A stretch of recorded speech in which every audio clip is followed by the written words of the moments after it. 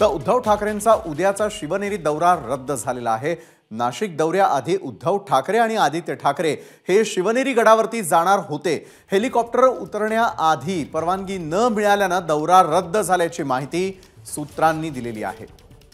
वेदांत नेब आमचे प्रतिनिधी या संदर्भात अधिक माहिती देत आहेत। वेदांत, शिवनेरीवरती हेलिपॅडचा प्रश्न उपस्थित करत उद्धव ठाकरेंचा उद्याचा दौरा रद्द झाल्याचं कळतंय, काय सविस्तर माहिती आहे? विशाल, ज्या प्रकारे उद्धव ठाकरे आणि आदित्य ठाकरे यांचा नियोजित दौरा होता, शिवनेरी किल्ल्यावर ते शिवनेरी इथे जाणार होते आणि जी माहिती सध्या मिळते त्यामध्ये हेलिकॉप्टर उतरवण्यासाठी परवानगी न मिळाल्यानं हा दौरा रद्द झाल्याचं सांगण्यात येतंय।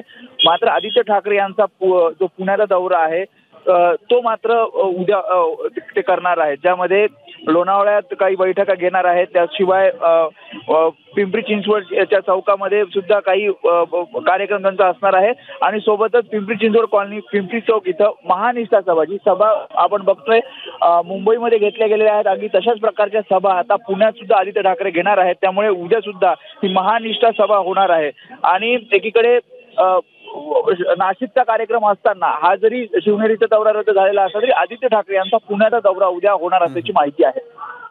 नक्कीच धन्यवाद वेदांत, आपण दिलेल्या सविस्तर माहितीसाठी। तर उद्धव ठाकरेंचा उद्याचा शिवनेरी दौरा रद्द करण्यात आलेला आहे।